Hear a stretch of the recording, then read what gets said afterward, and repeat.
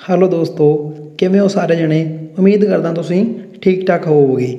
ਅੱਜ ਆਪਾਂ ਪੰਜਾਬ ਜੀਕੇ ਦੇ ਇਸ ਵੀਡੀਓ ਵਿੱਚ ਪੰਜਾਬ ਹਿਸਟਰੀ ਨਾਲ ਰਿਲੇਟਡ ਦਾ ਕਮਿੰਗ ਆਫ ਆਰੀਅਨਸ, ਦਾ ਪਰਸ਼ੀਅਨ ਇਨਵੇਜ਼ਨ ਅਤੇ ਗ੍ਰੀਕ ਇਨਵੇਜ਼ਨ ਬਾਰੇ ਗੱਲ ਕਰਾਂਗੇ। ਇਹ ਪੰਜਾਬ ਹਿਸਟਰੀ ਦੀ ਥਰਡ ਵੀਡੀਓ ਹੈ, ਯਾਨੀ ਕਿ ਥਰਡ ਪਾਰਟ ਹੈ। ਇਸ ਤੋਂ ਪਹਿਲਾਂ ਆਪਾਂ 2 ਪਾਰਟ ਕੰਪਲੀਟ ਕਰ ਚੁੱਕੇ ਹਾਂ, ਪਾਰਟ 1 ਅਤੇ ਪਾਰਟ 2। ਪਾਰਟ 1 ਵਿੱਚ ਆਪਾਂ ਪੰਜਾਬ ਦੇ ਵੱਖ-ਵੱਖ ਨੇਮਸ ਬਾਰੇ ਗੱਲ ਕੀਤੀ ਸੀ ਅਤੇ ਨਾਲ ਹੀ ਸਟੋਨ ਏਜ ਬਾਰੇ ਗੱਲ ਕਰੀ ਸੀ। ਅਤੇ ਪਾਰਟ 2 ਵਿੱਚ ਆਪਾਂ ਪ੍ਰੋਟੋ ਹਿਸਟੋਰਿਕ ਪੰਜਾਬ ਯਾਨੀ ਕਿ ਇੰਡਸ ਵੈਲੀ ਸਿਵਲਾਈਜੇਸ਼ਨ ਬਾਰੇ ਗੱਲ ਕਰੀ ਸੀ। ਇਸ ਬਾਰੇ ਆਰੀਅਨਸ ਬਾਰੇ ਗੱਲ ਕਰਨ ਤੋਂ ਪਹਿਲਾਂ ਆਪਾਂ ਦੇਖਦੇ ਹਾਂ ਇਹ ਕਿਸ ਏਜ ਨਾਲ ਸੰਬੰਧ ਰੱਖਦੇ ਆ। ਤਾਂ ਆਰੀਅਨਸ ਆਪਣੇ ਵੈਦਿਕ ਏਜ ਨਾਲ ਸੰਬੰਧ ਰੱਖਦੇ ਆ, ਜੋ ਕਿ ਕੁਝ 1500 BC ਤੋਂ 600 BC ਤੱਕ ਮੰਨੀ ਜਾਂਦੀ ਆ। ਤਾਂ ਇੱਥੇ ਇਹ ਵੀ ਮੰਨਿਆ ਜਾਂਦਾ ਕਿ ਆਰੀਅਨਸ ਦੇ ਆਉਣ ਤੋਂ ਹੀ ਵੈਦਿਕ ਏਜ ਦੀ ਸ਼ੁਰੂਆਤ ਹੁੰਦੀ ਆ। ਤਾਂ ਆਪਾਂ ਦੇਖਦੇ ਹਾਂ ਕਿ ਆਰੀਅਨਸ ਦਾ ਜੋ ਟਾਈਮ ਪੀਰੀਅਡ ਆ ਉਹ 1500 BC ਵਿੱਚ ਇਹਨਾਂ ਦੇ ਆਉਣ ਦਾ ਟਾਈਮ ਪੀਰੀਅਡ ਆ। ਅਤੇ ਇਹ ਆਉਂਦੇ ਕਿਸ ਸਾਈਡ ਤੋਂ ਆ, ਉਹ ਨੌਰਥ ਵੈਸਟ ਵਾਲੀ ਸਾਈਡ ਤੋਂ ਆਉਂਦੇ ਆ। ਇਸ ਨੂੰ ਆਪਾਂ ਕੋਈ ਨਕਸ਼ੇ ਦੇ ਅਕੋਰਡਿੰਗ ਦੇਖ ਲੈਂਦੇ ਹਾਂ। ਇੱਕ ਆਪਾਂ ਰਫਲੀ ਨਕਸ਼ਾ ਤਿਆਰ ਕਰਦੇ ਹਾਂ ਇੰਡੀਆ ਦਾ। ਕੁਝ ਇਸ ਤਰ੍ਹਾਂ ਦਾ ਆਪਣਾ ਇੰਡੀਆ ਦਾ ਨਕਸ਼ਾ ਹੈ। ਇਹ ਏਰੀਆ ਵੀ ਆਪਣੇ ਉਸ ਸਮੇਂ ਵੈਦਿਕ ਏਜ ਦੀ ਗੱਲ ਕਰੀਏ ਤਾਂ ਇੰਡੀਆ ਵਿੱਚ ਹੀ ਮੰਨਿਆ ਜਾਂਦਾ ਸੀ। ਤਾਂ ਹੁਣ ਆਪਾਂ ਦੇਖਦੇ ਹਾਂ ਆਪਣੇ ਇੰਡੀਆ ਦੇ ਨੀਚੇ ਸਾਈਡ 'ਤੇ ਪਾਣੀ ਆ ਸਾਰਾ, ਉੱਪਰ ਇੱਥੇ ਹਿਮਾਲਿਆ ਪਰਬਤ ਹੋਣ ਕਰਕੇ ਉਸ ਸਮੇਂ ਇਹ ਤਾਂ ਹੋ ਨਹੀਂ ਸਕਦਾ ਕਿ ਉਹ ਇਸ ਸਾਈਡ ਤੋਂ ਆ ਜਾਣ, ਕਿਉਂਕਿ ਰਸਤਾ ਹੀ ਨਹੀਂ ਹੈ ਐਂਟਰੀ ਦਾ। ਇਸ ਸਾਈਡ ਤੋਂ ਹਿਮਾਲਿਆ ਹੋਣ ਕਰਕੇ ਨਹੀਂ ਆ ਸਕਦੇ। ਤਾਂ ਆਪਣੇ ਕੋਲ ਜੋ ਉਹਨਾਂ ਕੋਲ ਜੋ ਰਸਤਾ ਬਚਦਾ ਸੀ ਆਉਣ ਦਾ, ਉਹ ਸੀਗਾ ਇਹ ਵਾਲਾ ਸਾਈਡ। ਇਸ ਸਾਈਡ ਯਾਨੀ ਕਿ ਨੌਰਥ ਵੈਸਟ ਵਾਲੀ ਸਾਈਡ ਤੋਂ ਹੀ ਉਹ ਐਂਟਰੀ ਕਰਦੇ ਸੀ। ਜਿਵੇਂ ਆਪਾਂ ਆਰੀਅਨਸ ਤੋਂ ਬਾਅਦ ਪਰਸ਼ੀਅਨ ਦੀ ਗੱਲ ਕਰਦੇ ਹਾਂ, ਗ੍ਰੀਕਸ ਦੀ ਗੱਲ ਕਰਦੇ ਹਾਂ, ਜਾਂ ਮੁਸਲਿਮ ਦੀ ਗੱਲ ਕਰਦੇ ਹਾਂ, ਜਿੰਨੇ ਵੀ ਹਮਲਾਵਰ ਆਪਣੇ ਪੰਜਾਬ ਜਾਂ ਇੰਡੀਆ ਵਿੱਚ ਆਉਂਦੇ ਆ, ਉਹ ਸਾਰੇ ਦੇ ਸਾਰੇ ਪੰਜਾਬ ਦੇ ਰਸਤੇ ਯਾਨੀ ਕਿ ਨੌਰਥ ਵੈਸਟ ਵਾਲੀ ਸਾਈਡ ਤੋਂ ਹੀ ਐਂਟਰੀ ਕਰਦੇ ਸੀ। ਤਾਂ ਜੋ ਇਹ ਏਰੀਆ ਹੈ ਜਿੱਥੋਂ ਐਂਟਰੀ ਕਰਦੇ ਸੀ, ਉਸ ਏਰੀਏ ਨੂੰ ਖੈਬਰ ਪਾਸ ਕਿਹਾ ਜਾਂਦਾ, ਜਿਹੜਾ ਕਿ ਹੁਣ ਪਾਕਿਸਤਾਨ ਵਿੱਚ ਹੈ। ਖੈਬਰ ਪਾਸ ਇਸ ਜਿਹੜਾ ਹੁਣ ਪਾਕਿਸਤਾਨ ਦੀ ਜੋ ਖੈਬਰ ਪਖਤੂਨਵਾ ਡਿਸਟ੍ਰਿਕਟ ਹੈ, ਉਸ ਨੂੰ ਹੀ ਉੱਥੇ ਖੈਬਰ ਪਾਸ ਹੈ ਜਿੱਥੋਂ ਇਹ ਐਂਟਰੀ ਕਰਦੇ ਸੀ। ਇਹ ਕੁਐਸਚਨ ਬੜਾ ਇੰਪੋਰਟੈਂਟ ਆ। ਸਿੱਧਾ ਕੁਐਸਚਨ ਪੁੱਛ ਲਿਆ ਜਾਂਦਾ ਕਿ ਅੱਗੇ ਗ੍ਰੀਕਸ ਬਾਰੇ ਪੁੱਛ ਲਿਆ ਜਾਏਗਾ, ਜਾਂ ਗ੍ਰੀਕ ਦੇ ਕਿਸੇ ਰਾਜੇ ਬਾਰੇ ਪੁੱਛ ਲਿਆ ਜਾਏਗਾ ਕਿ ਉਹਨੇ ਐਂਟਰੀ ਕਿੱਥੋਂ ਕਰੀ ਸੀ ਆਪਣੇ ਪੰਜਾਬ ਵਿੱਚ। ਤਾਂ ਉਹ ਹੈ ਖੈਬਰ ਪਾਸ, ਜਿਹੜਾ ਕਿ ਹੁਣ ਪਾਕਿਸਤਾਨ ਵਿੱਚ ਹੈ। ਅਤੇ ਹੁਣ ਆਪਾਂ ਗੱਲ ਕਰਦੇ ਹਾਂ ਨੌਰਥ ਵੈਸਟ ਵਾਲੀ ਸਾਈਡ ਤੋਂ ਆਉਂਦੇ ਸੀ। ਤਾਂ ਆਪਾਂ ਹੁਣ ਦੇਖਦੇ ਹਾਂ ਕਿ ਇਹਨਾਂ ਦੇ ਆਉਣ ਦਾ ਕਾਰਨ ਕੀ ਸੀ, ਇਹ ਕਿਸ ਵਜ੍ਹਾ ਕਰਕੇ ਆਏ ਸੀ। ਜਦੋਂ ਆਪਾਂ ਇਹ ਦੇਖਦੇ ਹਾਂ ਕਿ ਉਸ ਪੀਰੀਅਡ ਵਿੱਚ ਅਫਗਾਨਿਸਤਾਨ ਜਾਂ ਇਸ ਤੋਂ ਈਰਾਨ, ਇਰਾਕ ਵਗੈਰਾ ਉੱਪਰ ਜਿੰਨੇ ਵੀ ਦੇਸ਼ ਆ, ਇਸ ਏਰੀਏ ਵਿੱਚ ਫਸਲ ਨਹੀਂ ਹੁੰਦੀ ਸੀ, ਯਾਨੀ ਕਿ ਆਪਣੀ ਜੋ ਜ਼ਮੀਨ ਸੀ ਇੰਨੀ ਉਪਜਾਊ ਨਹੀਂ ਸੀ। ਤਾਂ ਉੱਥੋਂ ਦੇ ਜੋ ਲੋਕ ਸੀਗੇ ਉਹ ਚਾਰਵਾਹੇ ਸਨ। ਉਹ ਕੀ ਕਰਦੇ ਸੀ, ਪਸ਼ੂ ਪਾਲਣ ਕਰਦੇ ਸੀ। ਇੱਕ ਜਗ੍ਹਾ ਤੋਂ ਦੂਸਰੀ ਜਗ੍ਹਾ 'ਤੇ ਪਸ਼ੂਆਂ ਨੂੰ ਲੈ ਜਾਂਦੇ ਸੀ। ਜਿੱਥੋਂ ਚਾਰਾ ਖਤਮ ਹੁੰਦਾ ਸੀ ਉਹ ਅਗਲੀ ਜਗ੍ਹਾ ਸ਼ਿਫਟ ਕਰ ਲੈਂਦੇ ਸੀ, ਯਾਨੀ ਕਿ ਉਹ ਇੱਕ ਜਗ੍ਹਾ 'ਤੇ ਰੁਕ ਕੇ ਐਗਰੀਕਲਚਰ ਨਹੀਂ ਕਰਦੇ ਸੀ। ਤਾਂ ਇਸੇ ਤਰ੍ਹਾਂ ਮੰਨਿਆ ਜਾਂਦਾ ਹੈ ਕਿ ਜੋ ਆਰੀਅਨ ਸੀਗੇ ਉਹ ਵੀ ਆਪਣੇ ਪਸ਼ੂ ਵਗੈਰਾ ਨੂੰ ਲੈ ਕੇ ਇਸ ਇੰਡੀਆ ਵਾਲੀ ਸਾਈਡ ਆਏ ਸੀ, ਅਤੇ ਇੱਥੇ ਧਰਤੀ ਉਪਜਾਊ ਸੀ। ਜਿਵੇਂ ਆਪਾਂ ਇੰਡਸ ਵੈਲੀ ਸਿਵਲਾਈਜੇਸ਼ਨ ਦੀ ਜੇ ਗੱਲ ਕਰਦੇ ਹਾਂ, ਤਾਂ IVC ਜੋ ਸੀ ਉਹ 1500 ਜੋ IVC ਉੱਥੇ ਲੋਕ ਐਗਰੀਕਲਚਰ ਕਰਦੇ ਸੀ, ਸਿਟੀ ਵਿੱਚ ਰਹਿੰਦੇ। ਸਿਟੀ ਵਿੱਚ ਵੀ ਕੀ ਇੱਕ ਬਹੁਤ ਹੀ ਪਲੈਨਡ ਸਿਟੀ ਵਿੱਚ ਰਹਿੰਦੇ ਸੀ, ਜਿੱਥੇ ਡਰੇਨੇਜ ਸਿਸਟਮ ਸੀਗਾ ਇੱਕ ਪੂਰਾ, ਜਿੱਦਾਂ ਅੱਜ ਆਪਣਾ ਹੁਣ ਦੇ ਟਾਈਮ ਵਿੱਚ ਇੱਕ ਪਲਾਨ ਕਰਕੇ ਸਿਟੀ ਬਣਾਈ ਜਾਂਦੀ ਆ, ਉਸ ਤਰੀਕੇ ਨਾਲ ਜਿਵੇਂ ਆਪਾਂ ਚੰਡੀਗੜ੍ਹ ਦੀ ਗੱਲ ਕਰ ਲਈਏ, ਇੱਕ ਪਲਾਨ ਕਰਕੇ ਸਿਟੀ ਬਣਾਈ ਗਈ ਹੈ ਨਾ, ਉਸੇ ਤਰੀਕੇ ਨਾਲ IVC ਵਿੱਚ ਮੋਹਿੰਜੋਦਾੜੋ ਜੋ ਸੀ ਸਾਈਟ, ਉੱਥੇ ਪਲੈਨਡ ਸਿਟੀ ਸੀ, ਡਰੇਨੇਜ ਸਿਸਟਮ ਸੀਗਾ। ਤਾਂ ਆਪਣਾ ਇਹ ਸਭ ਕੁਝ ਹੋਇਆ ਕਿਸ ਕਰਕੇ, ਆਪਣੇ ਇੱਥੇ ਐਗਰੀਕਲਚਰ ਵਧੀਆ ਹੁੰਦੀ ਸੀ, ਲੋਕ ਐਗਰੀਕਲਚਰ ਕਰਦੇ ਸੀ, ਸੈਟਲਮੈਂਟ ਬਣਾ ਕੇ ਬੈਠਣਾ ਸ਼ੁਰੂ ਕੀਤਾ। ਜਿਵੇਂ ਜਿਵੇਂ ਰਿਸੋਰਸ ਵੱਧਦਾ ਗਿਆ, ਉਹਨਾਂ ਨੇ ਇੱਕ ਸਿਟੀ ਪਲਾਨ ਕਰਕੇ ਰਹਿਣਾ ਸ਼ੁਰੂ ਕਰਤਾ ਸੀਗਾ। ਇਸ ਗੱਲ ਕਰਕੇ ਤਾਂ ਆਪਣੇ ਇੰਡਸ ਵੈਲੀ ਸਿਵਲਾਈਜੇਸ਼ਨ ਨੂੰ ਵਰਲਡ ਦੀ ਸਭ ਤੋਂ ਪਹਿਲੀ ਸਿਵਲਾਈਜੇਸ਼ਨ ਵੀ ਮੰਨਿਆ ਜਾਂਦਾ ਹੈ। ਤਾਂ ਜੋ ਇਸ ਤੋਂ ਬਾਅਦ ਜੋ ਵੈਦਿਕ ਏਜ ਦੀ ਗੱਲ ਕਰੀਏ, ਉਹ IVC ਤੋਂ ਬਾਅਦ ਦੀ ਏਜ ਆ।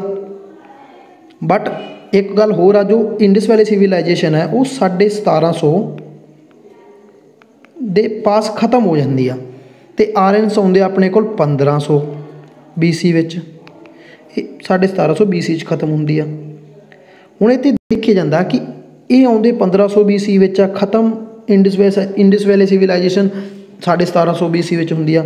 ਤਾਂ ਵਿੱਚੋਂ ਦਾ ਜੋ 150 ਸਾਲ ਦਾ ਸਮਾਂ ਹੈ, ਇਸ ਬਾਰੇ ਕੋਈ ਵੀ ਆਪਾਂ ਨੂੰ ਸਬੂਤ ਨਹੀਂ ਮਿਲਦਾ। ਕੋਈ ਆਪਾਂ ਨੂੰ, ਕਿਉਂਕਿ ਉਸ ਸਮੇਂ ਲਿਖਤੀ ਪ੍ਰੂਫ ਤਾਂ ਹੁੰਦਾ ਨਹੀਂ ਸੀ, ਕੋਈ ਲਿਖਤੀ ਰੱਖ ਕੇ ਲਿਖਿਆ ਨਹੀਂ ਹੋਇਆ ਸੀਗਾ। ਆਪਾਂ ਨੂੰ ਐਕਸਕੇਵੇਸ਼ਨ ਕਰਦੇ ਹਾਂ, ਜ਼ਮੀਨ ਪੁੱਟਦੇ ਹਾਂ, ਉੱਥੋਂ ਕੋਈ ਸਮਾਨ ਮਿਲਦਾ, ਉੱਥੋਂ ਦੇਖਦੇ ਹਾਂ ਤਾਂ ਆਪਾਂ ਉਹਦਾ ਪਤਾ ਲਗਾ ਲੈਂਦੇ ਕਿਹੜੀ ਕਿੰਨੇ ਸਾਲ ਪਹਿਲਾਂ ਦੀ ਸੀ। ਤਾਂ ਉਸ ਦੇ ਆਈਡੀਆ ਨਾਲ ਹੀ ਆਪਾਂ ਇਹ ਸਾਰਾ ਕੁਝ ਹਿਸਟਰੀ ਬਾਰੇ ਪਤਾ ਕੀਤਾ। ਤਾਂ 150 ਸਾਲ ਦਾ ਕੋਈ ਵੀ ਸਬੂਤ ਨਹੀਂ ਮਿਲਿਆ। ਤਾਂ ਉਸ ਤੋਂ ਬਾਅਦ ਆਪਾਂ ਆਰੀਅਨਸ ਦੀ ਗੱਲ ਕਰ ਰਹੇ ਸੀ। ਇੰਡਸ ਵੈਲੀ ਸਿਵਲਾਈਜੇਸ਼ਨ ਤੋਂ ਬਾਅਦ ਜਦੋਂ ਆਰੀਅਨਸ ਆਏ ਸੀ, ਯਾਨੀ ਕਿ 150 ਸਾਲ ਤੋਂ ਬਾਅਦ ਦੀ ਗੱਲ ਹੋ ਰਹੀ ਆ, ਤਾਂ ਉਸ ਸਮੇਂ ਇਹਨਾਂ ਨੇ ਆ ਕੇ ਸੈਟਲਮੈਂਟ ਸ਼ੁਰੂ ਕੀਤੀ, ਰਹਿਣਾ ਸ਼ੁਰੂ ਕੀਤਾ, ਐਗਰੀਕਲਚਰ ਕਰਨੀ ਸ਼ੁਰੂ ਕੀਤੀ। ਤਾਂ ਉਹ ਹੁਣ ਵਿਲੇਜ ਵਿੱਚ ਰਹਿੰਦੇ ਸੀ। ਹੁਣ ਇੱਥੇ ਇਹ ਗੱਲ ਆ ਕਿ ਪਹਿਲਾਂ ਲੋਕ ਸਿਟੀਜ਼ 'ਚ ਰਹਿੰਦੇ ਸੀ, ਫਿਰ ਵਿਲੇਜ ਵੱਲ ਕਿਵੇਂ ਸ਼ਿਫਟ ਹੋਏ, ਇਸ ਬਾਰੇ ਕੋਈ ਪ੍ਰੂਫ ਨਹੀਂ ਹੈਗਾ। ਬਟ ਮੰਨਿਆ ਜਾਂਦਾ ਕਿ ਉਹ ਵਿਲੇਜ ਵਿੱਚ ਹੀ ਰਹਿੰਦੇ ਸਨ। ਜੇ ਵਿਲੇਜ ਵਿੱਚ ਰਹਿੰਦੇ ਸਨ ਤਾਂ ਉਹ ਕਿਸੇ ਤਰ੍ਹਾਂ ਦੇ ਇੱਕ ਟਰਾਈਬ ਵਗੈਰਾ ਬਣਾ ਕੇ ਰਹਿੰਦੇ ਸਨ। ਤਾਂ ਇੱਥੇ ਕੁਝ ਇੰਡੀਪੈਂਡੈਂਟ ਟਰਾਈਬ ਸੀਗੇ, ਰਿਪਬਲਿਕ ਸੀਗੇ, ਜਿਹੜੇ ਆਪਣੇ ਖੁੱਲ੍ਹੇ, ਕੋਈ ਉਹਨਾਂ ਦਾ ਰਾਜਾ ਨਹੀਂ ਸੀਗਾ, ਕੋਈ ਕੁਝ ਨਹੀਂ ਸੀਗਾ। ਬਟ ਅੱਗੇ ਲੇਟਰ ਵੈਦਿਕ ਜਾ ਕੇ ਇਹ ਸਾਰਾ ਕੁਝ ਸ਼ੁਰੂ ਹੋ ਗਿਆ ਸੀਗਾ। ਵਿਲੇਜ ਦਾ ਇੱਕ ਮੁਖੀਆ ਬਣਾ ਦਿੱਤਾ ਗਿਆ ਸੀਗਾ, ਜਾਂ ਇੱਕ ਏਰੀਏ ਦੇ ਵਿੱਚ ਮੰਨ ਲਿਆ ਜਾਂਦਾ ਸੀ ਕਿ ਰਾਜਾ ਬਣ ਜਾਂਦਾ ਸੀ, ਜਿਹਦੇ ਵਿੱਚ ਪਾਵਰ ਜ਼ਿਆਦਾ ਹੁੰਦੀ ਸੀ। ਤਾਂ ਕੁਝ ਆਪਣੇ ਇੰਡੀਪੈਂਡੈਂਟ ਟਰਾਈਬ ਸੀਗੀਆਂ, ਰਿਪਬਲਿਕ ਟਰਾਈਬ ਸੀਗੀਆਂ, ਜਿਹੜੀਆਂ ਕਿ ਪੰਜਾਬ ਵਿੱਚ ਐਗਜ਼ਿਸਟ ਕਰਦੀਆਂ ਸੀਗੀਆਂ ਆਰੀਅਨਸ ਦੀਆਂ। ਤਾਂ ਉਹ ਆਪਾਂ ਟਰਾਈਬਸ ਬਾਰੇ ਦੇਖਣਾ, ਕਿਹੜੀ ਕਿਹੜੀ ਟਰਾਈਬ ਸੀਗੀ। ਪਹਿਲੀ ਟਰਾਈਬ ਸੀ ਤ੍ਰਿਗਾਰਤਾ, ਦੂਸਰੀ ਕੋਸੂਸਤਾ, ਤੀਸਰੀ ਯਕਦਸਿਆ, ਤੀਸਰੀ, ਉਸ ਤੋਂ ਬਾਅਦ ਚੌਥੀ ਮਾਲਾਵਸ। ਇਹ ਜੋ 4 ਟਰਾਈਬਸ ਆ, ਇਹਨਾਂ ਦੇ ਨਾਮ ਯਾਦ ਰੱਖਣੇ ਆ। ਇਹ ਕੁਐਸਚਨ ਸਿੱਧਾ ਪੁੱਛਿਆ ਜਾਂਦਾ ਕਿ ਇਹਨਾਂ ਵਿੱਚੋਂ ਕਿਹੜੀ ਟਰਾਈਬਸ ਆਪਣੇ ਆਰੀਅਨ ਦੇ ਟਾਈਮ ਸੀਗੀ ਜਾਂ ਕਿਹੜੀ ਨਹੀਂ। ਉਸ ਤੋਂ ਬਾਅਦ ਆਪਾਂ ਗੱਲ ਕਰਦੇ ਹਾਂ ਇਹਨਾਂ ਬਾਰੇ ਪਤਾ ਕਿਵੇਂ ਲੱਗਦਾ।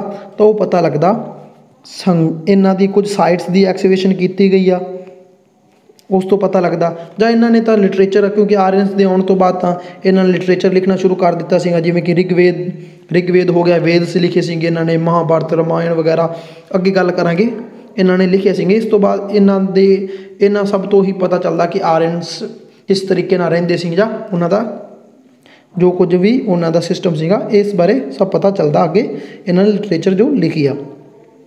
ਹੁਣ ਆਪਾਂ ਗੱਲ ਕਰਦੇ ਹਾਂ ਜੋ ਸਾਈਟ ਸੰਗੋਲ, ਸੁਨੇਤ ਅਤੇ ਰੋਹੀਰਾ ਸਾਈਟਸ ਆ। ਇੱਥੋਂ ਕੁਝ ਕੋਇਨਸ ਮਿਲੇ ਆ, ਜਿਨ੍ਹਾਂ ਦੀ ਐਕਸਕੇਵੇਸ਼ਨ ਜਾਂ ਜਿਨ੍ਹਾਂ ਦੀ ਖੋਜ ਕਰਨ ਤੋਂ ਬਾਅਦ ਪਤਾ ਚੱਲਿਆ ਕਿ ਉਹ ਆਰੀਅਨਸ ਜਾਂ ਵੈਦਿਕ ਏਜ ਨਾਲ ਸੰਬੰਧ ਰੱਖਦੇ ਆ। ਅਤੇ ਇਹ ਜੋ ਸਾਈਟ ਸੰਗੋਲ, ਸੁਨੇਤ ਅਤੇ ਰੋਹੀਰਾ, ਇਹ IVC ਨਾਲ ਵੀ ਸੰਬੰਧਿਤ ਸਾਈਟਸ ਆ। ਇਹ ਆਪਾਂ ਪ੍ਰੀਵੀਅਸ ਵੀਡੀਓ ਵਿੱਚ ਦੇਖਿਆ ਸੀ, ਅਤੇ ਇੱਥੋਂ ਜੋ ਸਮਾਨ ਮਿਲਿਆ ਸੀਗਾ ਉਸ ਬਾਰੇ ਵੀ ਆਪਾਂ ਗੱਲ ਕੀਤੀ ਸੀ। ਤਾਂ ਆਪਾਂ ਹੁਣ ਅੱਗੇ ਗੱਲ ਕਰਦੇ ਹਾਂ। ਹੁਣ ਆਰੀਅਨਸ ਦੀ ਗੱਲ ਕਰੀਏ। ਆਰੀਅਨਸ ਜੋ ਸੀ ਇਹ ਬਹੁਤ ਹੀ ਰਿਲੀਜੀਅਸ ਪੀਪਲ ਸਨ, ਬਹੁਤ ਹੀ ਮਤਲਬ ਕਿ ਇਹ ਭਗਵਾਨ ਨਾਲ ਜੁੜੇ ਹੋਏ ਸਨ। ਇਹਨਾਂ ਦੇ ਗੁਰੂ ਜਿਵੇਂ ਵਿਸ਼ਨੂੰ, ਅਗਨੀ ਦੇਵਤਾ ਅਤੇ ਇੰਦਰ, ਇਹ ਸਾਰਿਆਂ ਦੇਵਤਾ ਦੀ ਪੂਜਾ ਕਰਦੇ ਸਨ। ਇਹ ਬਹੁਤ ਸਾਰੇ ਜੋ ਸੀਗੇ ਰਿਚੁਅਲਸ ਨੂੰ ਫੋਲੋ ਕਰਦੇ ਸੀ, ਜਿਵੇਂ ਕਿ ਸੈਕਰੀਫਾਈਸ ਕਰਦੇ ਸੀ, ਬਲੀ ਵਗੈਰਾ ਦਿੰਦੇ ਸੀਗੇ, ਕਿਸੇ ਵੀ ਚੀਜ਼ ਦੀ, ਘੋੜੇ ਦੀ ਬਲੀ ਦੇ ਦਿੱਤੀ ਜਾਂ ਬੱਕਰਾ ਵਗੈਰਾ ਦੀ ਬਲੀ ਦੇ ਦਿੱਤੀ। ਇਸ ਚੀਜ਼ਾਂ ਵਿੱਚ ਇਹ ਵਿਸ਼ਵਾਸ ਰੱਖਦੇ ਸਨ ਅਤੇ ਯੱਗ ਕਰਦੇ ਸਨ, ਯਾਨੀ ਕਿ ਆਪਣੇ ਦੇਵਤਾ ਨੂੰ ਖੁਸ਼ ਕਰਨ ਵਾਸਤੇ, ਇੰਦਰ ਦੇਵਤਾ ਨੂੰ ਖੁਸ਼ ਕਰਨ ਵਾਸਤੇ, ਅਗਨੀ ਦੇਵਤਾ ਨੂੰ ਖੁਸ਼ ਕਰਨ ਵਾਸਤੇ ਵੱਖ ਤਰ੍ਹਾਂ ਦੇ ਯੱਗ ਪਰਫੋਰਮ ਕਰਦੇ ਸੀਗੇ। ਉਸ ਤੋਂ ਬਾਅਦ ਆਪਾਂ ਜੇ ਗੱਲ ਕਰੀਏ, ਇਹਨਾਂ ਨੇ ਜੋ ਆਪਣੀ ਸੁਸਾਇਟੀ ਸੀ, ਇਹਨਾਂ ਨੂੰ 4 ਵਰਨ ਦੇ ਵਿੱਚ ਡਿਵਾਈਡ ਕੀਤਾ ਸੀਗੇ, ਜਿਵੇਂ ਕਿ ਆਪਣਾ ਪਹਿਲਾ ਵਰਨ ਬ੍ਰਾਹਮਣਸ, ਦੂਸਰਾ ਕਸ਼ਤਰ, ਫਿਰ ਵੈਸ਼ਯ ਅਤੇ ਸ਼ੂਦਰ। ਜੇ ਆਪਾਂ ਇਸ ਦੀ ਗੱਲ ਕਰਦੇ ਹਾਂ, ਜੋ ਇਹਨਾਂ ਨੇ ਵਰਨਸ ਨੂੰ ਡਿਵਾਈਡ ਕੀਤਾ ਸੀ, ਇਹਨਾਂ ਨੇ ਆਪਣੇ ਕੰਮ ਦੇ ਅਕੋਰਡਿੰਗ ਡਿਵਾਈਡ ਕੀਤਾ ਸੀਗਾ, ਯਾਨੀ ਕਿ ਉਹਨਾਂ ਦਾ ਜਿਹੜਾ ਉਹ ਕੰਮ ਕਰਦੇ ਉਸ ਦੇ ਅਕੋਰਡਿੰਗ, ਯਾਨੀ ਕਿ ਜਿਹੜਾ ਆਪਣੇ ਪੂਜਾ ਪਾਠ ਯੱਗ ਵਗੈਰਾ ਕਰਦੇ ਸੀ ਉਹਨਾਂ ਨੂੰ ਬ੍ਰਾਹਮਣ ਕਹਿ ਦਿੱਤਾ ਜਾਂਦਾ ਸੀ। ਅਤੇ ਜਿਹੜੇ ਲੜਾਈ ਝਗੜਾ ਕਰਦੇ ਸੀ, ਜਾਂ ਲੜਾਈ ਝਗੜਾ ਮੀਨਸ ਇੱਕ ਜਿਵੇਂ ਸੈਨਾ ਦੇ ਤਰੀਕੇ ਨਾਲ ਕੰਮ ਕਰਦੇ, ਜਿਵੇਂ ਇੱਕ ਕੋਈ ਏਰੀਆ ਹੈਗਾ, ਉਸ ਵਿੱਚ ਇੱਕ ਰਾਜਾ ਹੈ, ਰਾਜਾ ਦੇ ਕੁਝ ਨਾਲ ਸੈਨਿਕ ਹੁੰਦੇ ਸੀਗੇ ਜੋ ਬੁਰਾਈ ਦੇ ਖਿਲਾਫ ਲੜਦੇ ਸੀ, ਉਹਨਾਂ ਨੂੰ ਕਸ਼ਤਰਿਆ ਕਹਿ ਦਿੱਤਾ ਜਾਂਦਾ ਸੀ। ਤੋਂ ਵੈਸ਼ਯ ਜਿਹੜੇ ਐਗਰੀਕਲਚਰ ਕਰਦੇ ਸੀ, ਆਰਟ ਵਗੈਰਾ ਕੋਈ ਵੀ ਕੰਮ ਕਰਦੇ ਸੀਗੇ ਕਿਸੇ ਵੀ ਚੀਜ਼ ਦਾ ਤਿਆਰ ਕਰਨ ਦਾ, ਉਹ ਵੈਸ਼ਿਆ ਵਿੱਚ ਆਉਂਦੇ ਸੀ ਅਤੇ ਸ਼ੂਦਰ ਜਿਹੜੇ ਇਹਨਾਂ ਸਾਰਿਆਂ ਦੀ ਸੇਵਾ ਕਰਦੇ ਸੀ ਜਾਂ ਇਹਨਾਂ ਦੇ ਸਲੇਵ ਸਿੰਘ ਜਾਂ ਨੌਕਰੀ ਕਰਦੇ ਸੀ, ਉਹਨਾਂ ਨੂੰ ਸ਼ੂਦਰ ਕਹਿ ਦਿੱਤਾ ਜਾਂਦਾ ਸੀ। ਇਹ ਆਪਣਾ ਜੋ ਹੈਗਾ ਆਪਣਾ ਅਰਲੀ ਵੈਦਿਕ ਦੇ ਪੀਰੀਅਡ ਯਾਨੀ ਕਿ 1500 BC ਤੋਂ 1000 BC ਦੇ ਵਿੱਚ ਜੋ ਟਾਈਮ ਪੀਰੀਅਡ ਆ, ਉਸ ਸਮੇਂ 1000 BC ਦਾ ਜੋ ਟਾਈਮ ਪੀਰੀਅਡ ਆ, ਉਸ ਸਮੇਂ ਇਹ ਜੋ ਵਰਨ ਸੀਗੇ ਇਹ ਕਾਸਟ ਦੇ ਅਕੋਰਡਿੰਗ ਨਹੀਂ, ਇਹ ਕੰਮ ਦੇ ਅਕੋਰਡਿੰਗ ਵੰਡੇ ਜਾਂਦੇ ਸੀ। ਬਟ ਜੇ ਆਪਾਂ ਗੱਲ ਕਰਦੇ ਹਾਂ 1000 BC ਤੋਂ ਬਾਅਦ ਦੀ 1000 BC ਤੋਂ 600 BC ਦੇ ਵਿੱਚ ਜਿਹੜੀ ਕਿ ਲੇਟਰ ਵੈਦਿਕ ਦੇ ਟਾਈਮ ਦੀ ਗੱਲ ਹੈ, ਇਸ ਵਿੱਚ ਇਹ ਜੋ ਬ੍ਰਾਹਮਣ ਕਸ਼ਤਰੀ ਅਤੇ ਵੈਸ਼ਯ ਸੀ ਇਹ ਇੱਕ ਜਾਤ ਦਾ ਰੂਪ ਧਾਰਨ ਕਰ ਲਿਆ ਸੀ ਇਹਨਾਂ ਨੇ। ਯਾਨੀ ਕਿ ਬ੍ਰਾਹਮਣ ਜੋ ਸੀਗੇ ਜਿਹੜੇ ਪੰਡਤ ਸੀ ਉਹਨਾਂ ਦੇ ਪਰਿਵਾਰ ਦੇ ਮੈਂਬਰ ਹੀ ਅੱਗੇ ਬ੍ਰਾਹਮਣ ਬਣਨਗੇ, ਕਸ਼ਤਰੀ ਦੇ ਪਰਿਵਾਰ ਦੇ ਮੈਂਬਰ ਕਸ਼ਤਰੀ ਅਤੇ ਵੈਸ਼ਯ ਜਿਹੜੇ ਸੀਗੇ ਖੇਤੀ ਵਗੈਰਾ ਕਰਦੇ ਸੀ ਉਹਨਾਂ ਦੇ ਅੱਗੇ ਧੀ ਪੁੱਤਰ ਵੀ ਵੈਸ਼ਯ ਵਿੱਚ ਗਿਣੇ ਜਾਣਗੇ, ਅਤੇ ਸ਼ੂਦਰ ਜਿਹੜੇ ਨੌਕਰ ਸੀਗੇ ਉਹਨਾਂ ਦੇ ਧੀ ਪੁੱਤਰ ਵੀ ਅੱਗੇ ਸ਼ੂਦਰ ਹੀ ਗਿਣੇ ਜਾਣਗੇ। ਉਹਨਾਂ ਦੇ ਕੰਮ ਦੇ ਅਕੋਰਡਿੰਗ ਨਹੀਂ, ਹੁਣ ਸ਼ੂਦਰ ਦਾ ਪੁੱਤਰ ਸ਼ੂਦਰ ਜਿਹੜਾ ਕੰਮ ਨੌਕਰੀ ਕਰਦਾ ਸੀ ਉਹ ਨੌਕਰੀ ਹੀ ਕਰ ਸਕਦਾ, ਉਹ ਕਸ਼ਤਰੀ ਯਾਨੀ ਕਿ ਸੈਨਿਕ ਭਰਤੀ ਨਹੀਂ ਹੋ ਸਕਦਾ। ਬ੍ਰਾਹਮਣ ਸੀਗੇ ਜੋ ਉਹਨਾਂ ਦੇ ਧੀ ਪੁੱਤਰ ਹੀ ਅੱਗੇ ਬ੍ਰਾਹਮਣ ਵਗੈਰਾ ਅੱਗੇ ਪੂਜਾ ਪਾਠ ਕਰ ਸਕਦੇ ਆ। ਹੋਰ ਕੋਈ ਸ਼ੂਦਰ ਦਾ ਜਾਂ ਵੈਸ਼ਯ ਦਾ ਧੀ ਪੁੱਤਰ ਅੱਗੇ ਜਾ ਕੇ ਬ੍ਰਾਹਮਣ ਵਗੈਰਾ ਪੂਜਾ ਵਗੈਰਾ ਨਹੀਂ ਕਰ ਸਕਦਾ, ਤਾਂ ਉਹ ਬ੍ਰਾਹਮਣ ਕਾਸਟ ਵਿੱਚ ਨਹੀਂ ਜਾ ਸਕਦਾ। ਇਹ ਕੁਝ ਲੇਟਰ ਵੈਦਿਕ ਵਿੱਚ ਜਾ ਕੇ ਚੇਂਜਿਸ ਹੋ ਗਈਆਂ ਸੀ, ਕਿਉਂਕਿ ਕਹਿੰਦੇ ਆ ਨਾ ਕੋਈ ਵੀ ਆਪਾਂ ਰੂਲ ਬਣਾਇਆ ਜਾਂਦਾ ਜਾਂ ਕੋਈ ਵੀ ਕਿਸੇ ਤਰ੍ਹਾਂ ਦੀ ਕੋਈ ਚੀਜ਼ ਬਣਾਈ ਜਾਂਦੀ ਆ ਪਹਿਲਾਂ ਤੋਂ ਚੰਗੇ ਵਾਸਤੇ ਹੀ ਬਣਾਈ ਜਾਂਦੀ ਆ, ਬਟ ਕੁਝ ਲੋਕ ਇੱਦਾਂ ਦੇ ਹੁੰਦੇ ਆ ਉਸ ਚੀਜ਼ ਨੂੰ ਗਲਤ ਇਸਤੇਮਾਲ ਕਰਨ ਲੱਗ ਜਾਂਦੇ ਆ। ਇੱਥੇ ਵੀ ਬ੍ਰਾਹਮਣਸ ਨੇ ਆਪਣੀ ਜੋ ਸਿੰਘੀ ਤਾਕਤ ਦਾ ਗਲਤ ਨਜਾਇਜ਼ ਫਾਇਦਾ ਉਠਾ ਕੇ ਇਹਨਾਂ ਨੂੰ ਕਾਸਟ ਸਿਸਟਮ ਵਿੱਚ ਤਬਦੀਲ ਕਰ ਦਿੱਤਾ। ਹੁਣ ਆਪਾਂ ਇਸ ਤੋਂ ਬਾਅਦ ਗੱਲ ਕਰਾਂਗੇ ਜਦੋਂ ਕਾਸਟ ਸਿਸਟਮ ਸ਼ੁਰੂ ਹੋ ਗਿਆ, ਹੁਣ ਕੋਈ ਸ਼ੂਦਰ ਦਾ ਬੱਚਾ ਸੰਸਕ੍ਰਿਤ ਵਗੈਰਾ ਜਿਹੜੇ ਉਹਨਾਂ ਦੇ ਬੁੱਕਸ ਵਗੈਰਾ ਸੀਗੀਆਂ ਉਹ ਪੜ੍ਹ ਨਹੀਂ ਸਕਦਾ ਸੀ, ਜਾਂ ਰਿਲੀਜਨ ਵਿੱਚ ਜਾ ਨਹੀਂ ਸਕਦਾ ਸੀਗਾ, ਦੇਵੀ ਦੇਵਤਾ ਦੀ ਪੂਜਾ ਨਹੀਂ ਕਰ ਸਕਦਾ ਸੀ, ਅਤੇ ਹੋਰ ਵੀ ਜਿਵੇਂ ਆਪਣਾ ਲਾ ਲਓ ਬਲੀ ਵਗੈਰਾ ਦੀ ਗੱਲ ਕੀਤੀ ਗਈ, ਸੈਕਰੀਫਾਈਸ ਕਰਦੇ ਸੀ, ਯੱਗ ਕਰਦੇ ਸੀਗੇ। ਇਹਨਾਂ ਸਾਰਾ ਕੁਝ ਰਿਲੀਜਨ ਦੇ ਕਰਕੇ ਨਾ ਲੋਕਾਂ ਨੂੰ ਬੜਾ ਔਖਾ ਲੱਗਦਾ ਸੀਗਾ। ਜੋ ਆਪਣਾ ਆਰੀਅਨਸ ਦੇ ਨਾਲ ਰਿਲੇਟਡ ਜੋ ਹਿੰਦੂਜ਼ਮ ਦੀ ਗੱਲ ਕਰੀਏ ਤਾਂ ਉੱਥੋਂ ਲੋਕ ਆਪਣਾ ਰਿਲੀਜਨ ਸ਼ਿਫਟ ਕਰਕੇ ਨਵਾਂ ਰਿਲੀਜਨ ਯਾਨੀ ਕਿ ਬੁੱਧਿਜ਼ਮ ਅਤੇ ਜੈਨਿਜ਼ਮ ਵੱਲ ਸ਼ਿਫਟ ਹੋਣਾ ਸ਼ੁਰੂ ਕਰ ਦਿੱਤਾ ਸੀ। ਹੁਣ ਕੀ ਸੀਗਾ, ਬੁੱਧਿਜ਼ਮ ਅਤੇ ਜੈਨਿਜ਼ਮ ਵਿੱਚ ਕਾਸਟ ਸਿਸਟਮ ਨਹੀਂ ਸੀਗਾ। ਕੋਈ ਵੀ ਬ੍ਰਾਹਮਣ ਹੋਵੇ, ਕਸ਼ਤਰੀ ਹੋਵੇ, ਵੈਸ਼ਯ ਹੋਵੇ ਜਾਂ ਸ਼ੂਦਰ ਹੋਵੇ, ਕੋਈ ਵੀ ਆਪਣਾ ਬੁੱਧਿਜ਼ਮ ਵਗੈਰਾ ਨੂੰ ਅਡੋਪਟ ਕਰ ਸਕਦਾ ਸੀਗਾ। ਇਸ ਵਿੱਚ ਕੁਝ ਨਹੀਂ ਸੀਗਾ। ਬੁੱਧਿਜ਼ਮ ਅਤੇ ਜੈਨਿਜ਼ਮ ਸਿਰਫ ਲਾਈਫ ਨਾਲ ਰਿਲੇਟਿਡ ਗੱਲ ਕਰਦੇ ਸੀ, ਕੋਈ ਸੈਕਰੀਫਾਈਸ ਦੀ ਗੱਲ ਨਹੀਂ ਕੀਤੀ ਗਈ ਵੀ ਬਲੀ ਦੇਣੀ ਆ ਜਾਂ ਕੋਈ ਯੱਗ ਵਗੈਰਾ ਦੀ ਨਹੀਂ ਗੱਲ ਕੀਤੀ ਗਈ। ਤਾਂ ਕਰਕੇ ਲੋਕਾਂ ਨੂੰ ਇਹ ਰਸਤਾ ਥੋੜ੍ਹਾ ਜਿਹਾ ਈਜ਼ੀ ਲੱਗਿਆ ਅਤੇ ਇਸ ਵਿੱਚ ਸਾਰੇ ਵਰਨ ਕੋਈ ਵੀ ਜਾ ਸਕਦਾ ਸੀ, ਖਾਸ ਕਰਕੇ ਸ਼ੂਦਰ ਅਤੇ ਵੈਸ਼ਯ ਇਹਨਾਂ ਦੇ ਲੋਕ ਜੋ ਸੀਗੇ ਉਹ ਜ਼ਿਆਦਾ ਇਸ ਵੱਲ ਅਟਰੈਕਟ ਹੋਏ ਇਹਨਾਂ ਧਰਮਾਂ ਵੱਲ, ਤੋਂ ਇਹਨਾਂ ਧਰਮਾਂ ਵੱਲ ਜਾਣਾ ਸ਼ੁਰੂ ਕਰ ਦਿੱਤਾ ਅਤੇ ਉਹਨਾਂ ਨੇ ਜੋ ਆਪਣਾ ਆਰੀਅਨਸ ਦਾ ਧਰਮ ਸੀਗਾ ਉਹਨਾਂ ਨੂੰ ਹੌਲੀ ਹੌਲੀ ਛੱਡਣਾ ਸ਼ੁਰੂ ਕਰ ਦਿੱਤਾ। ਤਾਂ ਆਪਾਂ ਕਹਿ ਸਕਦੇ ਹਾਂ ਕੁਝ ਜਦੋਂ ਆਰੀਅਨਸ ਦੇ ਲੇਟਰ ਵੈਦਿਕਸ ਦੇ ਪੀਰੀਅਡ ਦੀ ਗੱਲ ਕਰੀਏ, ਉਸ ਤੋਂ ਬਾਅਦ ਆਰੀਅਨਸ ਦੇ ਲੋਕ ਦੇ ਜੋ ਸਮੇਂ ਦੇ ਲੋਕ ਸੀ ਹੌਲੀ ਹੌਲੀ ਸ਼ਿਫਟ ਹੋਣੇ ਸ਼ੁਰੂ ਹੋ ਗਏ ਸੀਗੇ ਬੁੱਧਿਜ਼ਮ ਅਤੇ ਜੈਨਿਜ਼ਮ ਵੱਲ। ਉਸ ਤੋਂ ਬਾਅਦ ਆਪਾਂ ਗੱਲ ਕਰਦੇ ਹਾਂ, ਜੇ ਆਪਾਂ ਇਹਨਾਂ ਦੇ ਲਿਟਰੇਚਰ ਦੀ ਗੱਲ ਕਰੀਏ ਤਾਂ ਸਭ ਤੋਂ ਉਸ ਤੋਂ ਬਾਅਦ ਜੋ ਗੱਲ ਹੈਗੀ ਹੈ ਇੰਪੋਰਟੈਂਟ ਗੱਲ, ਆਪਣੇ ਜੋ ਪੰਜਾਬ ਵਿੱਚ ਮੰਨਿਆ ਜਾਂਦਾ ਕਿ ਰਿਗਵੇਦ ਜੋ ਹੈਗਾ 4 ਵੇਦਾਂ ਵਿੱਚੋਂ ਪਹਿਲਾ ਵੇਦ, ਸਭ ਤੋਂ ਪਹਿਲਾ ਵੇਦ ਆਪਣੀ ਜੋ ਆਰੀਅਨ ਦੀ ਵੈਦਿਕ ਏਜ ਆ ਉਹਨੂੰ ਰਿਗ ਵੈਦਿਕ ਏਜ ਵੀ ਕਿਹਾ ਜਾਂਦਾ, ਕਿਉਂਕਿ ਸਭ ਤੋਂ ਪਹਿਲਾਂ ਜੋ ਜਿਹੜੇ ਵੇਦ ਦੀ ਆਪਣੀ ਇੱਥੇ ਕੰਪੋਜੀਸ਼ਨ ਕੀਤੀ ਗਈ ਸੀ, ਕੰਪੋਜ਼ਡ ਕੀਤਾ ਗਿਆ ਸੀਗਾ, ਉਹ ਰਿਗਵੇਦ ਮੰਨਿਆ ਜਾਂਦਾ।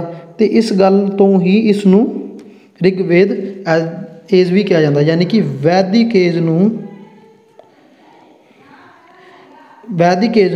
ਰਿਗ ਵੈਦਿਕ ਏਜ ਵੀ ਕਿਹਾ ਜਾਂਦਾ ਹੈ, ਕਿਉਂਕਿ ਸਭ ਤੋਂ ਪਹਿਲਾਂ ਰਿਗ ਵੈਦਿਕ ਏਜ ਦੀ ਮਤਲਬ ਰਿਗ ਵੈਦਿਕ ਏਜ ਕੰਪੋਜ਼ਡ ਕੀਤਾ ਗਿਆ ਸੀ। ਇਹ ਮੰਨਿਆ ਜਾਂਦਾ ਕਿ ਆਪਣੀ ਪੰਜਾਬ ਦੀ ਜੋ ਰਿਵਰ ਆ, ਪੰਜਾਬ ਦੇ ਰਿਵਰਸ ਜਿਹੜੀਆਂ ਪੰਜਾਬ ਦੀ ਰਿਵਰ ਆਪਣੇ ਰਾਵੀ, ਚਨਾਬ, ਬਿਆਸ, ਇਹਨਾਂ ਦੇ ਬੈਂਕਸ, ਇਹਨਾਂ ਦੇ ਜਿਹੜੇ ਦਰੇ ਮਤਲਬ ਆਸ-ਪਾਸ ਇਹਨਾਂ ਦੇ ਜੋ ਹੈਗੇ ਸੀ ਉਹਨਾਂ ਦੇ ਕੋਲ ਹੀ ਆਪਣੇ ਰਿਗਵੇਦ ਦੀ ਕੰਪੋਜੀਸ਼ਨ ਕੀਤੀ ਗਈ ਸੀਗੀ।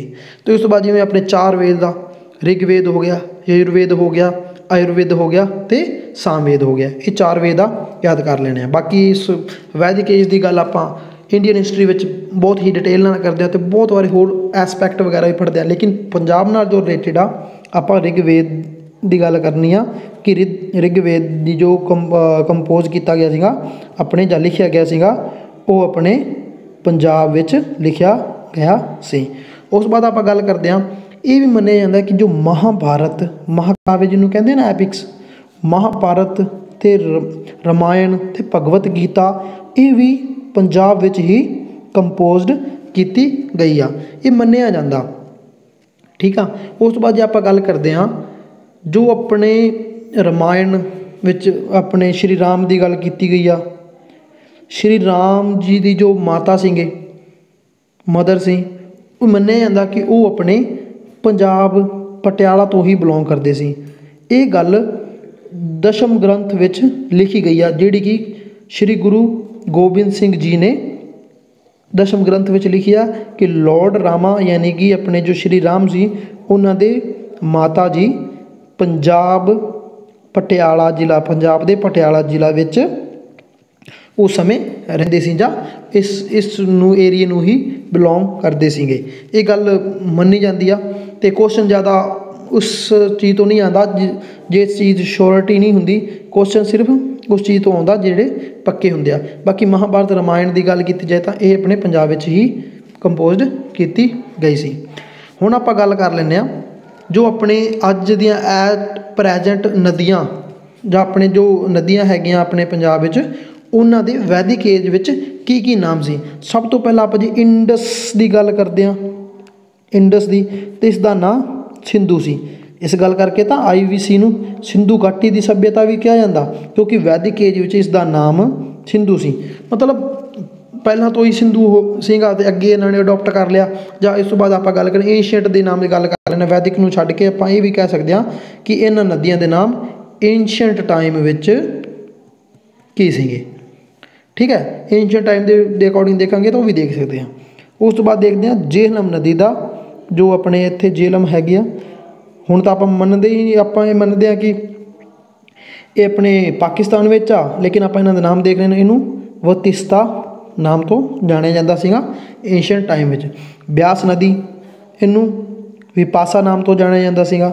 ब्यास जिवें आप देखते हैं ब्यास नदी नू विपासा नाम तो अज देखो ब्यास नदी इनू विपासा नाम तो जानिया जाता सी। उस तो बाद चेनाब नू अस्कनी नाम तो जानिया जाता सीगा ते रावी नू पुरशनी नाम तो जानिया जाता सीगा। एंशियंट नाम आ ये याद रखने सीधा सीधा डायरैक्ट क्वेश्चन दिता होएगा मैच द फॉलोइंग दिता होएगा जां सीधा पूछा जाएगा कि अपने एंशियंट टाइम में इंडस रिवर नू किस नाम तो जानिया जाता सी। नीचे क्वेश्चन दिते होणगे सिंधु वतिस्ता अस्कनी वगैरह तो अपना सही आंसर की होगा सिंधु नदी।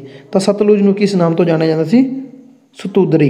तो अपन हुण मेन इस तो ज़्यादा नेम जिहड़े हुण एट प्रैजेंट की गल करिए अपने पंजाब विच किहड़ियां नदियां हैगियां अपने हुण दे पंजाब विच नवें पंजाब विच ब्यास रावी ते सतलुज।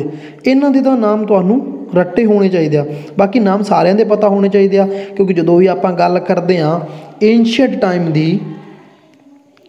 तो उस समय जो गल हो रही होंदी आ वो अपने new Punjab plus old Punjab दोनों की ही हो रही होंदी आ क्योंकि उस समय ये दोनों पंजाब जो पाकिस्तान वैस्ट पंजाब की गल कर रहे हैं वो तो अपना जो पाकिस्तान का एरिया वो सारा ही पंजाब विच कंसीडर किया जाता।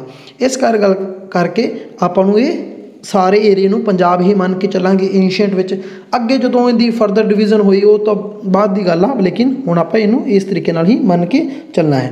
तो चलो आपां वैदिक एज हो गई कंप्लीट। हुण आपां अगे गल करते हैं परशियंस बारे। आप इस परशियन इन्वेजन की गल करांगे कि परशियन अपने कदों आए सी ते किवें। ये मन्निया जाता कि जो परशियन सीगे परशियन का जो किंग सीगा दैरुस एक परशियन का सीगा इन्हें सब तो पहला पंजाब विच कुछ हिस्से मन्निया जाता कि जो दारिस जिहड़ा किंग सी इन्हें पंजाब के कुछ हिस्से ऑकूपाई किए सीगे इन्हां दे कब्जियां पंजाब के कुछ हिस्सों पर कब्जा किया सीगा। उस तो बाद गल की जाती आ जिहड़ा सीगा 1516 BC विच परशियन किंग सीगा गुस्तफ्स। ठीक है। इसने 1516 ਵਿੱਚ, ਇਹ ਕਿਸੇ ਜਗ੍ਹਾ 'ਤੇ 1526 ਵੀ ਦਿੱਤਾ ਹੋਇਆ। ਤੇ ਕਹਿ ਸਕਦੇ ਕਿ ਇਸ ਵਿੱਚ ਇਹਨਾਂ ਨੇ ਕੰਪਲੀਟ ਓਕੂਪੇਸ਼ਨ ਕਰ ਲਈ ਸੀ, ਪੂਰੇ ਪੰਜਾਬ 'ਤੇ ਕਬਜ਼ਾ ਕਰ ਲਿਆ ਸੀਗਾ। ਅਤੇ ਇਹਨਾਂ ਦੇ ਵਿੱਚ ਜ਼ਰੂਰੀ ਗੱਲ ਵੀ ਇਹ ਕਿਹੜੇ ਟਾਈਮ ਪੀਰੀਅਡ ਕਿਹੜੇ ਵਿੱਚ ਆਏ ਸੀਗੇ, ਇਹ ਆਪਾਂ ਕਹਿ ਸਕਦੇ ਹਾਂ ਆਪਣੇ ਕੋਲ ਇਸ 6ਵੀਂ ਸਦੀ ਦੀ ਗੱਲ ਕਰ ਰਹੇ ਹਾਂ ਨਾ, ਆਪਣੇ 6ਵੀਂ ਸਦੀ ਵਿੱਚ। ਇਸ ਤੋਂ ਇੱਕ ਸਦੀ ਪਿੱਛੇ ਦੀ ਗੱਲ ਹੋ ਰਹੀ ਹੁੰਦੀ ਹੈ ਨਾ, ਜਿਹੜੀ ਗੱਲ ਇੱਕ ਕਰਦੇ ਹਾਂ ਤਾਂ ਇਹ ਆਪਣੇ 6ਵੀਂ ਸਦੀ ਦੇ ਤਕਰੀਬਨ ਆਏ ਸੀਗੇ। ਉਸ ਤੋਂ ਬਾਅਦ ਆਪਾਂ ਗੱਲ ਕਰਦੇ ਹਾਂ that time Punjab become one of the wealthiest province of Persian। ਜੋ ਸਮੇਂ ਦੀ ਗੱਲ ਕਰੀਏ ਆਪਾਂ ਤਾਂ ਪੰਜਾਬ ਜੋ ਸੀ ਹੌਲੀ ਹੌਲੀ ਪਰਸ਼ੀਅਨ ਦੀ ਇੱਕ ਬਹੁਤ ਹੀ ਵੱਡੀ ਜਗ੍ਹਾ ਬਣ ਗਈ ਸੀ। ਮਤਲਬ ਇੱਥੇ ਪ੍ਰੋਵਿੰਸ ਹੋ ਗਈਆਂ ਸੀ ਪਰਸ਼ੀਅਨ ਦੀਆਂ ਬਹੁਤ ਹੀ ਜ਼ਿਆਦਾ। ਹੌਲੀ ਹੌਲੀ ਜਿੱਦਾਂ ਕਹਿੰਦੇ ਆ ਉਪਜਾਊ ਧਰਤੀ ਦੇਖ ਕੇ ਹਰ ਕੋਈ ਇੱਥੇ ਆਉਂਦਾ ਸੀਗਾ, ਭੱਜਦਾ ਹੁੰਦਾ ਸੀ। ਜਿੱਦਾਂ ਪਹਿਲਾਂ ਆਰੀਅਨਸ ਆਏ ਸੀਗੇ, ਉਹ ਇੱਥੋਂ ਦੇ ਬਣ ਕੇ ਰਹਿ ਗਏ, ਅਤੇ ਉਸ ਤੋਂ ਬਾਅਦ ਹੁਣ ਪਰਸ਼ੀਅਨ ਆਏ ਸੀਗੇ, ਲੇਕਿਨ ਇਹ ਇੱਥੋਂ ਦੇ ਬਣ ਕੇ ਨਹੀਂ ਰਹਿ ਸਕੇ ਕਿਉਂਕਿ ਉਹਨਾਂ ਆਰੀਅਨਸ ਆ ਕੇ ਉਹਨਾਂ ਨੇ ਆਪਣਾ ਧਰਮ ਪ੍ਰਚਲਿਤ ਕਰ ਲਿਆ ਸੀਗਾ, ਕਾਫੀ ਉਹਨਾਂ ਦਾ ਧਰਮ ਵੱਧ ਗਿਆ ਸੀਗਾ। ਇਸ ਗੱਲ ਕਰਕੇ ਆਰੀਅਨਸ ਦੇ 'ਤੇ ਪੂਰਾ ਨਾ ਪੈਰ ਜਮਾ ਲਿਆ ਸੀ। ਬਟ ਪਰਸ਼ੀਅਨ ਆਏ ਸੀਗੇ, ਇਹਨਾਂ ਦਾ ਪੈਰ ਨਹੀਂ ਜੰਮਿਆ ਕਿਉਂਕਿ ਇਹਨਾਂ ਦੇ ਪੈਰ ਉਖਾੜਨ ਵਾਸਤੇ ਉੱਤੋਂ ਗ੍ਰੀਕਸ ਆ ਗਏ ਸੀ। ਹੁਣ ਆਪਾਂ ਗੱਲ ਕਰਦੇ ਹਾਂ ਗ੍ਰੀਕ ਇਨਵੇਜ਼ਨ ਦੀ। ਜਦੋਂ ਆਪਾਂ ਗ੍ਰੀਕਸ ਦੀ ਗੱਲ ਕਰਦੇ ਹਾਂ ਤਾਂ ਸਭ ਤੋਂ ਪਹਿਲਾਂ ਜੋ ਗੱਲ ਹੁੰਦੀ ਆ ਉਹ ਹੁੰਦੀ ਆ ਸਿਕੰਦਰ ਦੀ। ਸਿਕੰਦਰ ਯਾਨੀ ਕਿ ਅਲੈਗਜ਼ੈਂਡਰ ਦੀ। ਇਸ ਨੂੰ ਆਪਾਂ ਵੈਸੇ ਤਾਂ ਸਿਕੰਦਰ ਦੇ ਨਾਮ ਤੋਂ ਜਾਣਦੇ ਹਾਂ, ਬਟ ਇਸ ਦਾ ਨਾਮ ਜੋ ਅਸਲ ਰੀਅਲ ਨੇਮ ਸੀਗਾ ਉਹ ਸੀਗਾ ਅਲੈਗਜ਼ੈਂਡਰ। ਸਿਕੰਦਰ ਦਾ ਜੋ ਰੀਅਲ ਨੇਮ ਸੀ ਉਹ ਅਲੈਗਜ਼ੈਂਡਰ ਸੀਗਾ। ਇਹ ਮੰਨਿਆ ਜਾਂਦਾ ਕਿ ਉਸਨੇ 1321 ਯਾਨੀ ਕਿ 1321 BC ਵਿੱਚ ਆਪਣੇ ਪੰਜਾਬ 'ਤੇ ਹਮਲਾ ਕੀਤਾ ਸੀ, ਜਾਂ ਪੰਜਾਬ ਵਿੱਚ ਉਹ ਐਂਟਰੀ ਕਰ ਗਿਆ ਸੀ, ਇਨਵੇਡ ਕਰ ਲਿਆ ਸੀਗਾ ਉਹਨੇ ਪੰਜਾਬ, ਜਾਂ ਕੁਝ ਪ੍ਰੋਵਿੰਸਿਸ ਵਗੈਰਾ ਉਹਨੇ ਜਿੱਤ ਲਈਆਂ ਸੀਗੀਆਂ। ਕਿਉਂਕਿ ਅਲੈਗਜ਼ੈਂਡਰ ਸੀਗਾ ਉਸ ਕੋਲ ਨਾ ਕਾਫੀ ਪਾਵਰ ਸੀ, ਮਤਲਬ ਉਹਦੇ ਕੋਲ ਆਰਮੀ ਦੀ ਪਾਵਰ ਬਹੁਤ ਹੀ ਜ਼ਿਆਦਾ ਸੀਗਾ। ਉਹ ਪਿੱਛੋਂ ਹੀ ਲੜਦਾ ਆ ਰਿਹਾ ਸੀਗਾ, ਬਹੁਤ ਸਾਰੇ ਦੇਸ਼ਾਂ 'ਤੇ ਕਬਜ਼ਾ ਕਰਦਾ ਆਪਣੇ ਭਾਰਤ ਵੱਲ ਆਇਆ ਸੀਗਾ। ਅਤੇ ਭਾਰਤ ਵਿੱਚ ਇਸ ਨਾਲ ਇੱਕ ਜ਼ਰੂਰੀ ਗੱਲ ਆ ਕਿ ਭਾਰਤ ਦੀ ਇਹ ਬਿਆਸ ਨਦੀ ਤੱਕ ਹੀ ਆਪਣਾ ਰਾਜ ਸਥਾਪਿਤ ਕਰ ਸਕਿਆ ਸੀ। ਬਿਆਸ ਨਦੀ ਤੋਂ ਇਹ ਅੱਗੇ ਪਾਰ ਨਹੀਂ ਹੋ ਕੇ ਆਪਣੇ ਇੰਡੀਆ ਵਿੱਚ ਦਾਖਲ ਨਹੀਂ ਹੋ ਸਕਿਆ ਸੀ। ਇਹ ਬੜਾ ਹੀ ਜ਼ਰੂਰੀ ਕੁਐਸਚਨ ਆ ਕਿ ਅਲੈਗਜ਼ੈਂਡਰ ਨੇ ਕਿੱਥੋਂ ਤੱਕ ਰਾਜ ਆਪਣਾ ਸਥਾਪਿਤ ਕੀਤਾ ਸੀ, ਉਹ ਸੀਗਾ ਬਿਆਸ ਨਦੀ ਤੱਕ। ਉਸ ਤੋਂ ਬਾਅਦ ਜੇ ਆਪਾਂ ਗੱਲ ਕਰਦੇ ਹਾਂ ਤਾਂ ਜੋ ਆਪਣੇ ਪਰਸ਼ੀਅਨ ਦੇ ਜੋ ਪ੍ਰੋਵਿੰਸਿਸ ਵਗੈਰਾ ਸੀਗੀਆਂ, ਉਹਨਾਂ ਦੇ ਜਿੰਨੇ ਵੀ ਉਹ ਆਪਣੇ ਰਾਜਾ ਵਗੈਰਾ ਸੀ, ਉਹਨਾਂ ਨੇ ਅਲੈਗਜ਼ੈਂਡਰ ਦੀ ਪਾਵਰ ਨੂੰ ਦੇਖ ਕੇ ਉਹਨਾਂ ਦੇ ਅੱਗੇ ਆਪਣਾ ਸਬਮਿਟ ਕਰ ਦਿੱਤਾ ਸੀ, ਆਪਣੇ ਰਾਜ ਪਾਟ ਨੂੰ ਉਹਨਾਂ ਦੇ ਹਵਾਲੇ ਕਰ ਦਿੱਤਾ ਸੀਗਾ ਜਾਂ ਸਰੈਂਡਰ ਕਰ ਦਿੱਤਾ ਸੀ। ਅਤੇ ਇੱਕ ਰਾਜਾ ਸੀਗਾ ਜੋ ਪੋਰਸ, ਬਹੁਤ ਹੀ ਫੇਮਸ ਨੇਮ ਆ, ਇਸ ਨੇਮ ਬਾਰੇ ਤੁਸੀਂ ਸੁਣਿਆ ਹੀ ਹੋਣਾ। ਪੋਰਸ ਜਿਹੜਾ ਕਿ ਬੀਤਨ ਦਾ ਕਿੰਗ ਸੀਗਾ, ਅਤੇ ਇਸ ਨੇ ਉਹ ਅਲੈਗਜ਼ੈਂਡਰ ਦੇ ਸਾਹਮਣੇ ਘੁਟਨੇ ਨਹੀਂ ਟੇਕੇ ਸੀਗੇ, ਆਪਣੇ ਆਪ ਨੂੰ ਸਰੈਂਡਰ ਨਹੀਂ ਕਰਿਆ ਸੀ, ਅਤੇ ਇਹ ਲੜਨ ਵਾਸਤੇ ਤਿਆਰ ਸੀਗਾ ਅਲੈਗਜ਼ੈਂਡਰ ਨਾਲ, ਸਿਕੰਦਰ ਨਾਲ ਲੜਿਆ ਸੀਗਾ। ਪੋਰਸ ਕਹਿੰਦੇ ਆ ਨਾ, ਬਹੁਤ ਹੀ ਸੌਂਗਸ ਵਗੈਰਾ ਵਿੱਚ ਵੀ ਗੱਲ ਕੀਤੀ ਜਾਂਦੀ ਹੈ, ਪੋਰਸ ਨੇ ਹਰਾਇਆ ਸੀ। ਮਤਲਬ ਹਰਾਇਆ ਤਾਂ ਨਹੀਂ ਸੀਗਾ, ਪੋਰਸ ਹਾਰ ਗਿਆ ਸੀਗਾ ਅਲੈਗਜ਼ੈਂਡਰ ਦੇ ਸਾਹਮਣੇ, ਉਹਨੇ ਹਰਾਤਾ ਸੀਗਾ ਸਿਕੰਦਰ ਨੇ ਪੋਰਸ ਨੂੰ। ਬਟ ਉਸ ਸਮੇਂ ਜਦੋਂ ਸਿਕੰਦਰ ਨੇ ਇਹ ਪੁੱਛਿਆ ਪੋਰਸ ਤੋਂ ਕਿ ਹੁਣ ਤੇਰੇ ਨਾਲ ਕੀ ਕੀਤਾ ਜਾਵੇ, ਤਾਂ ਸਿਕੰਦਰ ਨੇ ਜਵਾਬ ਦਿੱਤਾ ਸੀਗਾ ਕਿ ਜਿਵੇਂ ਦਾ ਸੇਮ ਵੇ ਏ ਕਿੰਗ ਟਰੀਟਸ ਅਨਦਰ ਕਿੰਗ। ਉਹਨੇ ਇਹ ਕਿਹਾ ਸੀਗਾ ਕਿ ਜਿੱਦਾਂ ਇੱਕ ਕਿੰਗ ਦੂਜੇ ਕਿੰਗ ਨਾਲ ਜਿੱਦਾਂ ਦਾ ਵਿਵਹਾਰ ਕਰਦਾ ਹੈ, ਉਸ ਤਰੀਕੇ ਦਾ ਵਿਵਹਾਰ ਮੇਰੇ ਨਾਲ ਕੀਤਾ ਜਾਵੇ। ਅਤੇ ਇਸ ਗੱਲ ਨੂੰ ਸੁਣ ਕੇ ਜੋ ਸਿਕੰਦਰ ਸੀਗਾ ਅਤੇ ਉਹਦੀ ਹਿੰਮਤ ਨੂੰ ਦੇਖ ਕੇ ਬਹੁਤ ਹੀ ਜ਼ਿਆਦਾ ਖੁਸ਼ ਹੋਇਆ। ਅਤੇ ਖੁਸ਼ ਹੋਣ ਦੇ ਬਾਅਦ ਉਸਨੇ ਕੀ ਕੀਤਾ, ਜਿੰਨਾ ਵੀ ਆਪਣਾ ਰਾਜ ਪਾਟ ਸੀਗਾ ਆਪਣੇ ਪੋਰਸ ਕੋਲ, ਮਤਲਬ ਜੋ ਸਿਕੰਦਰ ਜਿੱਤ ਗਿਆ ਸੀ ਤਾਂ ਉਹ ਸਾਰਾ ਉਸਦਾ ਮੰਨਣਾ ਸੀਗਾ, ਬਟ ਉਸਨੇ ਕੀ ਕੀਤਾ, ਪੋਰਸ ਨੂੰ ਉਹ ਸਾਰਾ ਕੁਝ ਵਾਪਸ ਕਰ ਦਿੱਤਾ, ਸਿਰਫ ਉਸਦੀ ਬਹਾਦਰੀ ਦੇਖ ਕੇ ਜਾਂ ਉਸਦੇ ਇਸ ਤਰੀਕੇ ਦਾ ਐਟੀਟਿਊਡ ਦੇਖ ਕੇ। ਇਸ ਗੱਲ ਕਰਕੇ ਤਾਂ ਕਹਿੰਦੇ ਆ ਆਪਣੇ ਵਿੱਚ ਐਟੀਟਿਊਡ ਬਹੁਤ ਹੀ ਵਧੀਆ ਹੋਣਾ ਚਾਹੀਦਾ, ਯਾਨੀ ਕਿ ਜਿਹੜਾ ਕਿ ਅਗਲੇ ਨੂੰ ਬਿਲਕੁਲ ਸਹੀ ਥਾਂ 'ਤੇ ਰੱਖੇ। ਇੰਨਾ ਵੀ ਨਹੀਂ ਹੋਣਾ ਚਾਹੀਦਾ ਕਿ ਅਗਲਾ ਬੰਦਾ ਆਪਣੇ ਨਾਲ ਗੱਲ ਕਰਨ ਵੀ ਜਾਵੇ, ਲੇਕਿਨ ਇੰਨਾ ਕੁ ਤਾਂ ਐਟੀਟਿਊਡ ਹੋਣਾ ਚਾਹੀਦਾ ਕਿ ਸਾਹਮਣੇ ਵਾਲੇ ਨੂੰ ਵੀ ਪਤਾ ਲੱਗੇ ਕਿ ਬੰਦਾ ਇਸ ਧਰਤੀ 'ਤੇ ਐਗਜ਼ਿਸਟ ਕਰਦਾ। ਨਹੀਂ ਤਾਂ ਅੱਜ ਕੱਲ੍ਹ ਦੀ ਦੁਨੀਆ ਦਾ ਤਾਂ ਪਤਾ ਹੀ ਆ ਕਿ ਥੋੜ੍ਹਾ ਜਿਹਾ ਨੀਵੇਂ ਹੋ ਅਤੇ ਅਗਲੇ ਬੰਦੇ ਫਾਇਦਾ ਚੱਕ ਕੇ ਚਲੇ ਜਾਂਦੇ ਆ। ਤਾਂ ਆਪਾਂ ਹੁਣ ਜੇ ਆਪਾਂ ਗੱਲ ਕਰ ਰਹੇ ਸੀਗੇ ਪੰਜਾਬ ਰੀਜਨ ਵਿੱਚ ਜੋ ਇੰਡੋ ਗ੍ਰੀਕ ਸੀਗੇ, ਉਹਨਾਂ ਦੀ ਕਿਹੜੀ ਡਾਇਨੈਸਟੀ, ਮਤਲਬ ਕਿਹੜੇ ਰਾਜ ਪਾਟ ਸੀਗੇ, ਅਤੇ ਦੋ ਸੀਗੇ, ਇੱਕ ਸੈਲਕਿਊਡਸ ਅਤੇ ਬੈਕਟੀਰੀਅਨ। ਇਹ ਦੋ ਨਾਮ ਯਾਦ ਕਰ ਲੈਣੇ ਆ। ये जरूरी आ। इन्हां डायनेस्टी मतलब इन्हां दो राजपाटां ने ही अपने जो पंजाब विच सीगा इन्हां ने राज करिया सीगा। तां जो आपां जो पिछे वीडियो विच गल करी अपने दा अपने की हो गए परशियंस बारे आपां ज़्यादा डिटेल नाल गल नहीं की क्योंकि वो इन्ना ज़्यादा क्वेश्चन नहीं पुछ ले जाते। ग्रीक्स विचों पुछे जाते हैं तो उस दे नाल रिलेटेड जिवें अलेगजेंडर बारे पुछे जाते हैं तो आपां उनके बारे गल की आ। कदों अपने उन्हें पंजाब जित्तिया सीगा जब पोर्स नाल जो लड़ाई हुई सीगी ते पोर्स कित्थों दा राजा सी ते पोर्स दी जो फेमस एक कोट करके पूछी जा सकती है भी किसने गल बोली सी ते किस नूं बोली सी। मतलब इदां दे क्वेश्चन पुछ ले जाते हैं। तो इंडो ग्रीक्स नूं इंडो ग्रीक्स भी कहा जाता है। उन्होंने दो ही डायनेस्टी सीगियां जी राज जिन्होंने आप राज घराना कह लैंदे आ। तो अपने की सीगे सलीक्यूड ते बैक्टीरियन। तो अज की वीडियो इन्ना ही तो आपां नैक्सट वीडियो मिलते हैं। जे वीडियो चंगी लगी तो लाइक कर दिओ, कमेंट कर दिओ तो सबसक्राइब कर लिओ क्योंकि इस चैनल पर पूरी दी पूरी पंजाब हिस्टरी कंप्लीट आने वाली आ।